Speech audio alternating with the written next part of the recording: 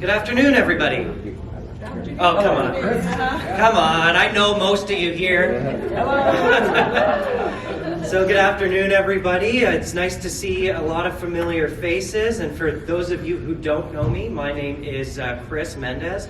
I am a condo lawyer at SV Law and also a director of CCI Grand River Chapter. So welcome everybody today to our seminar on employment issues in condominiums, superintendents or building service providers. Now, just before we get started, I do have a couple of announcements. The first is we will be recording this session for the purposes of our CCI podcast, so just so everybody's aware. And because we're recording that, I just ask if you guys could turn your phones onto vibrate or onto silent, and that would be great. So we're here today. So condominium boards, as I'm sure you all know, are responsible for ensuring the repair and maintenance of their common elements. Easy task, right? Well, definitely not an easy task, and it's a large task, and one of the important aspects of that is, of course, delegation. Now, many people traditionally use live-in superintendents. Others have opted for contracting with building services providers.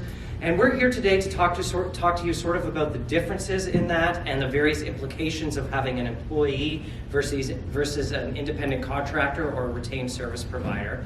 And we've got a great panel here today to discuss that topic. And I'll just go through their introductions in no order of importance, just in order of what I have it here on my sheet. So first we have Michelle Weigel.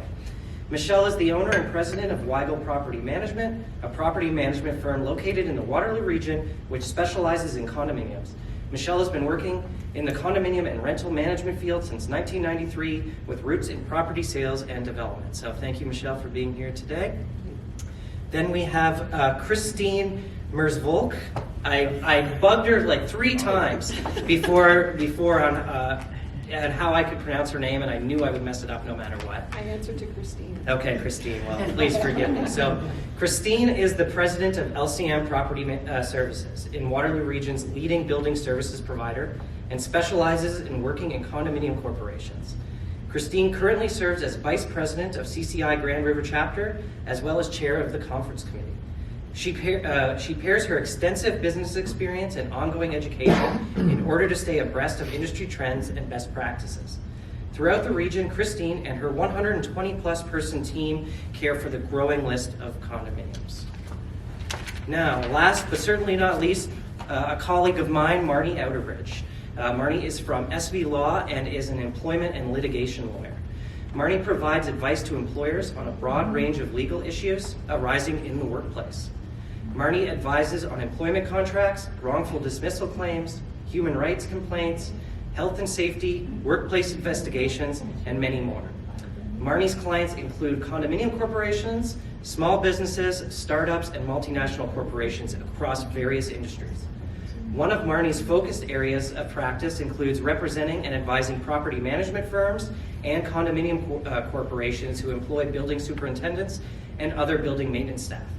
Marni is familiar with the unique issues that can arise in these workplaces and is able to work with condominiums, boards of directors, and their property management teams to proactively manage risk and resolve workplace issues and disputes.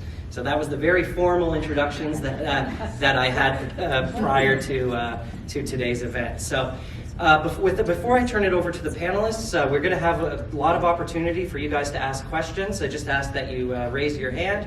And if it's pressing, raise your hand. But if it's not pressing and something we can wait till the end of the presentation, we will have a Q&A session at the end. So without further ado, I will turn it over. Oh, and they gave me the very important task of going through the slides, probably erroneously, but I will do my very best to keep up with our speakers. So without further ado, Ms. Weigel. Thank you so much, Chris. So your property manager and your board have to work together on determining whether a service provider or an employee is the best choice. But we both have the same goal, getting a good job done at a great deal. A condominium corporation is a community of homes And homeowners love the feeling of being looked after personally by someone who loves being part of their community.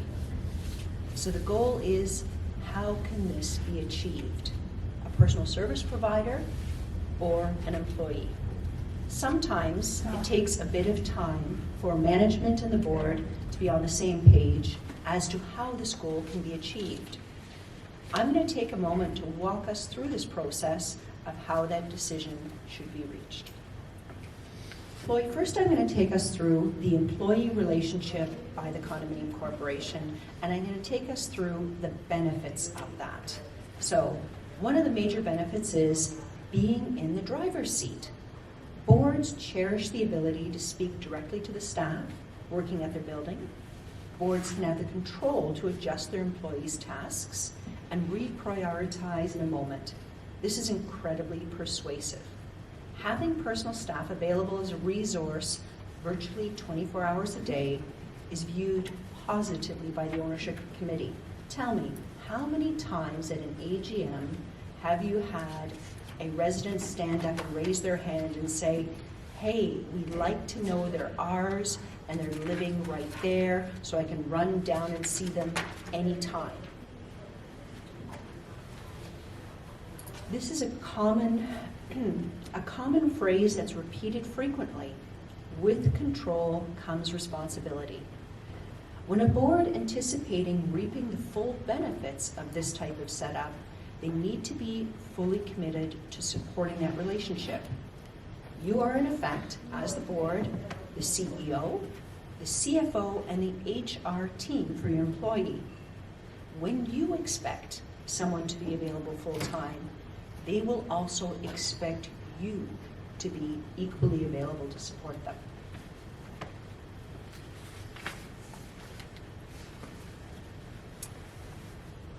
The employee relationship, another benefit that's often touted at an annual general meeting. Hey, we are going to get more for less. Directly hiring an employee removes the profit component that is a necessary part of hiring staff from an arm's length service provider. They're obviously in business. This is a very tempting proposition for condo owners and board members alike.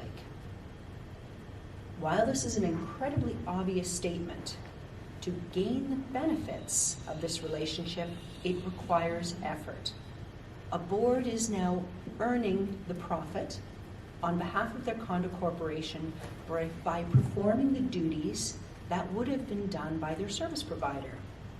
And for example, that would be training, HR support, directing the workflow, supporting the vacation time, and even picking up tools and materials at a drop of a hat.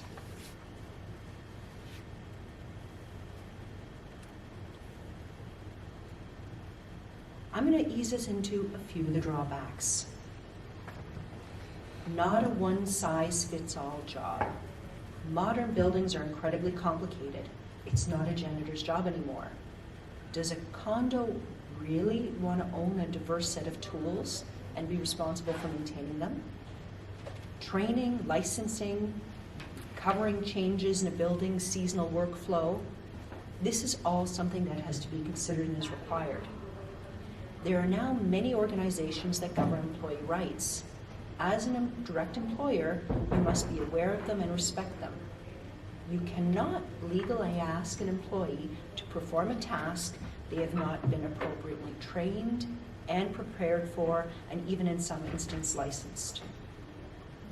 The board of directors, by virtue of being that employer, must now take the time to fully understand the implications.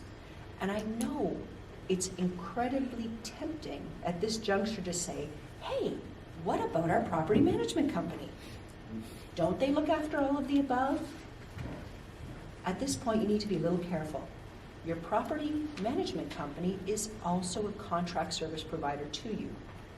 While they may be able to perform some or all of the tasks above, they will not be free, and they will be answers to a regular management contract. This wouldn't affect complicated relationship and also would nullify the profit benefit that you as the board of directors may have been hoping to reap by having a direct employee relationship.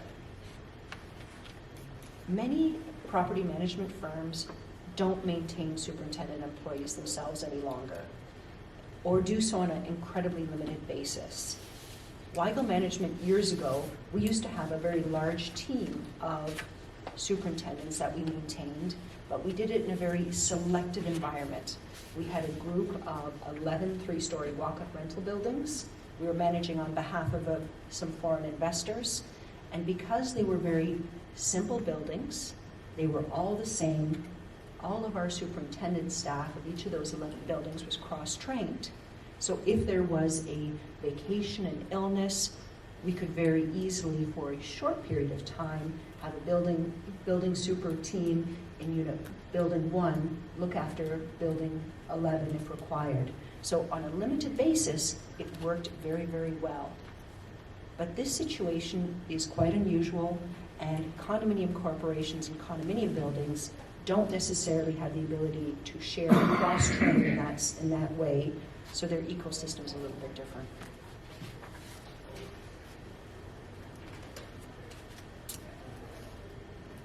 Everyone deserves a break.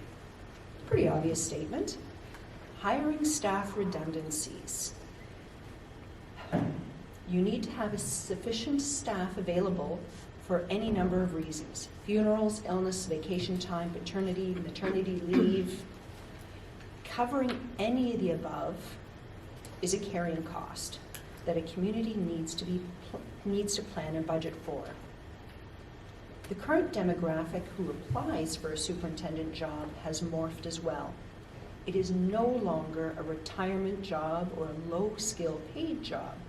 Thus, the redundancies, when you need them, are not inexpensive. So the question is, how can a board support this? Do the board members take a rotation to be on call for those evenings or weekends? Are there board members who are interested in performing these janitorial touch-up tasks during these times? Is it acceptable to paid board members to cover this time when this work is required? How will residents see you when you are doing the job of your building superintendent when they're away? I can tell you a little bit of a story. I've seen this happen. I've seen when in particular, it was a lovely board treasurer, volunteered to take a short weekend stint and do some touch-up cleaning in the front lobby and stairway. A guest visitor came into the building, obviously didn't know who this person was, and simply came in, slopped stuff through the lobby right there at that moment, and showed a blatant disregard for that work that was being done. That particular board member got incredibly upset, stomped off, and kicked the bucket. You can see when you do have people perform physical tasks, service tasks, if they're doing it for nothing on a volunteer basis, they too can be strained and stressed and tempers can flare. That volunteer job didn't work for them thereafter.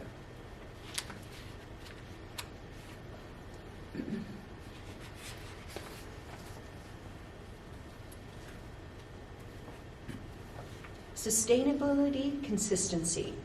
Board of directors change regularly. That's a pretty obvious statement. There's regular elections every year. There's a rotation of terms. And in doing so, you may have the board at that time who is committed to supporting that employee relationship, who was willing to pick up that mop, take that emergency on-call phone, do all of those things. But when boards change, you have a different makeup of people that have, either different skill sets, different appetite for a level of involvement. New board members can also, when they're elected, decide to change the mandate of what that particular on-site staffer was to do. One board may have had a very limited mandate to keep hours, costs down. They may have realized the physical limitations of their employee staffer. But a newly elected board may wish to dramatically change that job description. because they were elected on a different platform. They were going to do it better. They were going to do it differently. They wanted more service, all of those things. But their current employee staffer may not be in a position to even service them in that level, may not be capable of that.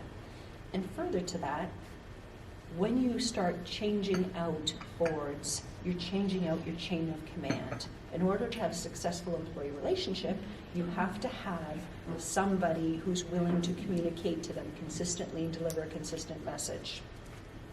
And please remember, your PM firm, while they are responsible for high-level building inspections and high-level reporting to the board, because this employee is an employee of the board, an employee of the condominium corporation, any strict evaluations of wages, performance reviews, falls on the board's responsibility, on their shoulders directly.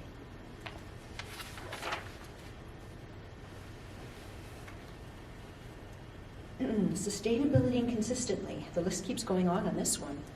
Hiring and firing, job evaluations. Is a board up to that task?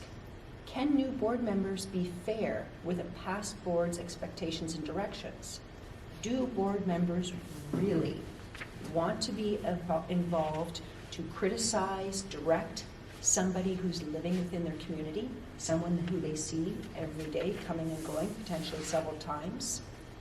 Will this boss relationship fracture the personal level of service when they're off the board, when they need that particular employee superintendent's help in the future?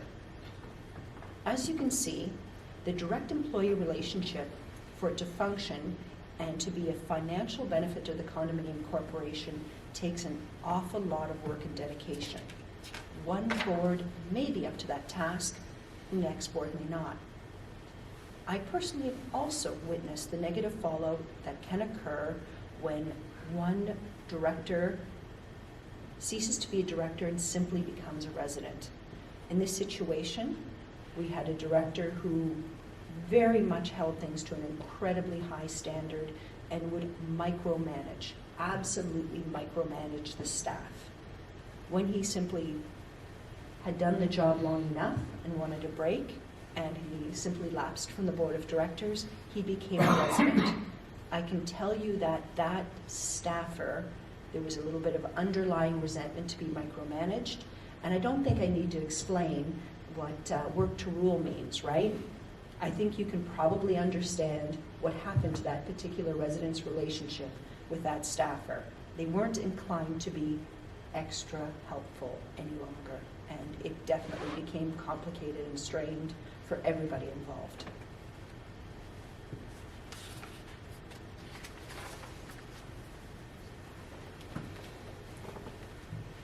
Now that you have employees, you have to pay them. You have to pay them correctly. You have to follow all the rules. You have to make sure the math is right. Payroll. Can this be done competently in-house? Does an external service need to be hired to perform this task? These are all things that need to be organized and also cost money. There are many nuances to payroll, wage garnishes, annual CRA reporting requirements, vacation pay, taxable benefits, the list does go on.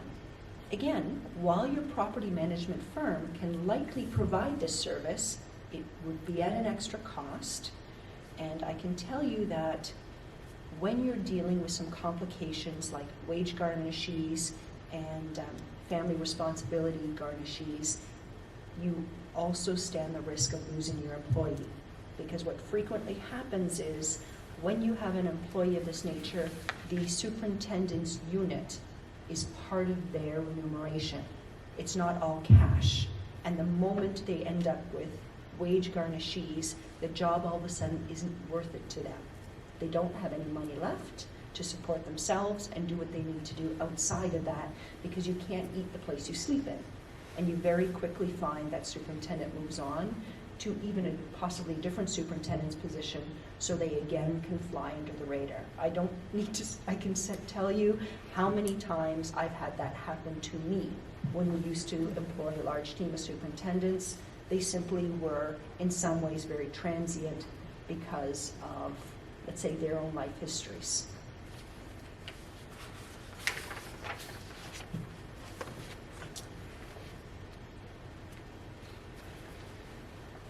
So now you can see my little headings have changed to green here, because obviously I have, just by virtue, have declared a small bias.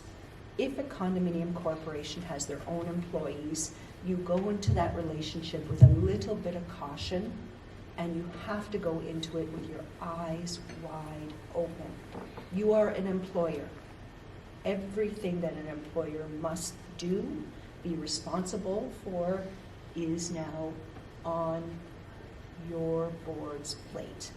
And that is, again, because it's a business obligation. Business is 24/7. And I know as a board of directors, you're a volunteer position. You're expected to behave and act like boards when you're meeting at the director's table and functioning in that way. But again, the moment you're an employer, you're not off the clock either. So I'm going to go through some of the benefits of a service provider.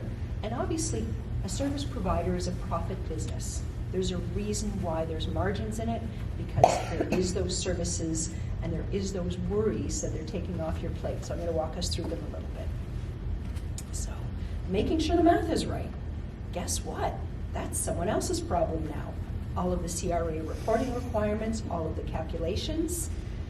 A service provider has a full payroll department and is competent to look after all these. And this will ensure that the condominium corporation is not put in the awkward position of a payroll audit or worse. At budget or at annual general meeting time, a board can be relieved that there's no complicated explanations that have to be given for CRA late fees. A payroll admin accountant, that is a skilled position. It is a job that a firm must hire for, and a firm must have to have enough work to keep that person busy.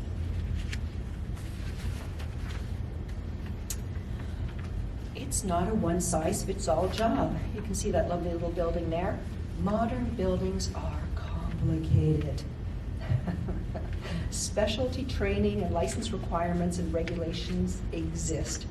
Oodles and oodles of them. There are many, many organizations that govern employee rights. The service provider has a full HR department and is capable of addressing these items. There are significant liabilities attached to these obligations. A service provider takes on these tasks and manages the risk, thus shielding the condominium from any unexpected costs. Your particular condominium community may have a changing demographic, and a different site service person may now be needed to address that as well. So if you had an employee, it'd be very, very difficult to change that person out. But if you have a service provider and you need a different style of employee, somebody different to communicate to your changing demographic, guess what? Your service provider has a whole raft of employees that they can pull from and then place someone suitable in your building to support your community. I don't even want to comment on interactions with boards, with superintendent, staff, and such. I've had incidences where a board member has, in a very unknowing and innocent way, interacted inappropriately with a female super as an employee, and that caused that board an awful lot of heartaches thereafter. I've been party to a situation when I was working as a consultant manager for a condominium Toronto. They had a ladder incident. A super was not properly trained on ladder work and hurt themselves very badly. And Lauren, that particular condominium corporation had a line item on their budget for many, many years thereafter because they had to bring up that person up to a living wage. The court had ordered payments, and that was an ongoing budget item. So any money that particular board thought they saved by having an internal employee, they got to pay back for many, many years thereafter. It got expensive.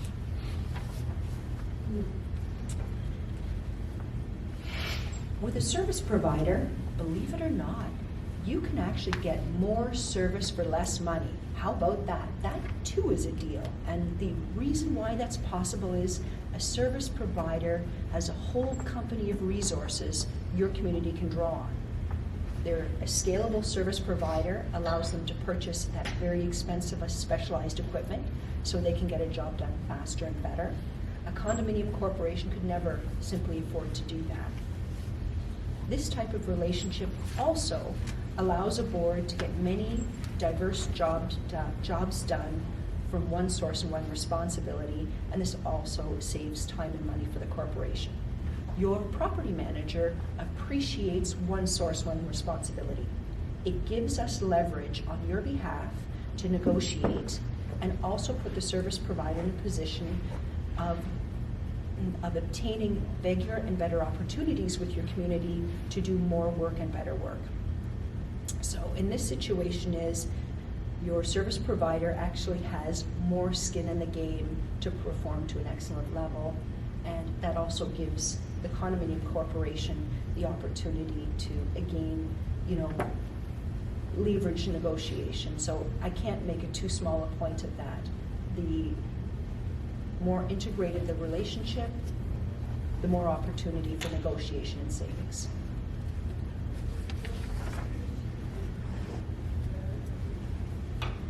Guess what? Everyone still deserves a break. Whether it's your employee or your service provider's employee, the situation doesn't change there.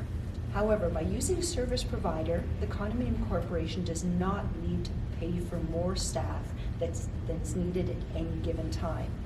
So the challenge of maintaining trained staff and for redundancies to address any number of items is no longer your board of directors' problem. A service provider has fully trained floater staff specifically set up to address this need across their portfolio. Board of directors typically cannot or are not willing to play the role of the floater. Thus, a service provider makes sense and makes this transition seamless. It takes away the worry, and that is definitely something worth considering.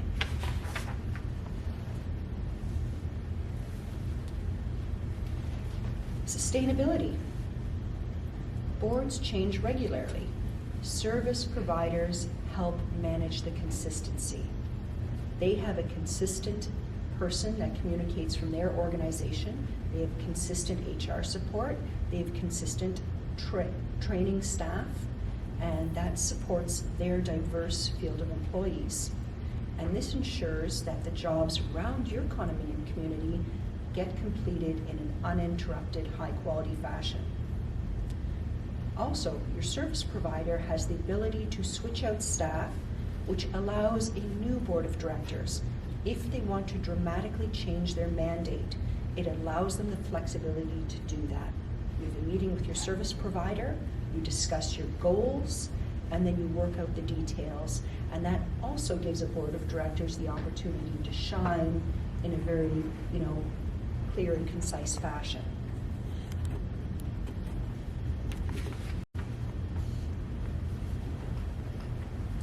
So the conclusion, you want to get a good job done at a great deal. So my management comments. The job ecosystem has evolved greatly, and that was with or without COVID. This was happening prior to it. The business of a service provider is to work with a condominium. The business of a service provider that works with condominium corporations is relatively new. This has been developed to address the industry-wide need. The industry is becoming much more robust, the industry of service providers. And this is happening with each passing year because we're seeing these lovely 42, 45, 35-story high-rises are literally springing out of the earth. So there's going to be a large demand for that service. So the ability to hire, fire, manage staff has become far more complicated. Buildings' physical systems, employment law requirements have also becoming more complicated. The evolution of hiring a service provider when staffing needs arrive should become part of your board of directors' considerations. Being an employer is a business unto itself. Boards are volunteers and need to leverage their energy and skills where they can be best applied. As a PM, I see that employee superintendents are almost going by the way of the dinosaur, much like a self-managed condominium building, which is to say, very few boards are now willing to put in the work to make that relationship successful. It is complicated. Making mistakes is no longer as simple as I'm saying I'm sorry any longer. Making mistakes with a staffer can cost a condominium an awful lot of money. As a direct employee, and employees sue a lot. They sue a lot, in fact, now. And there's no insurance company for this type of loss. A board really, really needs to be committed for an extended period of time to make that direct employee relationship worth it and generate the financial savings. Thanks, Michelle. So I have a question, and I'm just so make sure I understand. So essentially there's sort of two models, if I'm correct, of getting maintenance done in your condo. The first is you could have a live-in superintendent, or it doesn't have to be live-in, but it could be a superintendent, where that person is an employee of the corporation, right? So the condo corporation is the party responsible for all of the stuff that you mentioned, right? Like payroll and things like that? That is correct. And then the second model is sort of an independent service provider, correct? I'm wondering where, so in your experience, where you have condo, or where you're the property manager for a condo corporation that has a live-in superintendent, although the board is the employer and the party responsible for payroll and managing that employee, is this something that boards put onto their property management companies to manage, or is that sort of not in the realm of what property managers do from a condominium perspective? Now, the property managers certainly can be involved in that, and there's a benefit to having them involved on a limited basis. But you fully appreciate, we are not the employers. So ultimately, anything a director says to that staffer on site effectively usurps what the property manager would be involved in. And we also fundamentally don't want to be, directly, how shall I say, in front of that situation, because again, the employee reports to the condo. We simply can't. We're not responsible for hiring them. We're not responsible for firing them. Therefore, we don't have the control. And in life, if you don't have the control, you can't have the responsibility. It doesn't work that way. So your property manager may well be able to recommend to a board, that person is not doing what they ought to do. We can say things, we have to keep our eyes open, do our job on behalf of the condominium corporation. But again, we're not the employer, so we cannot discipline. We cannot fire. We may be involved in the hiring process, just as part of the interview process, but at the end of the day, we don't say, it's Bob, you should be hiring over Sam. If a board would like to do that, that is sort of, they have to make the final call, because again, they're expected to be involved on a far different level. So this is, of course, I'm discussing that the employee is with the condominium corporation. This is not a situation where the employee is an employee of the property management company. If it was the property management company providing that employee, obviously, again, that elusive profit, that elusive savings, would be built into the PM's business model, not the board's. So again, the moment you're in that situation, you have the authority and the responsibility, you're taking on the risk, so of course there's a different level of involvement again. So Thank you. So I think an important takeaway for board members is that if a condo determines to go the route of having a direct employee, managing that employee is not something that a board can expect a condominium property management company to take on the responsibility for. We're not their HR. We maybe can be hired limited to do their payroll, we can, again, just like we do with our boards, maybe, whisper some advice, but ultimately at the end, it is the boards that need to execute. Thank you, Michelle.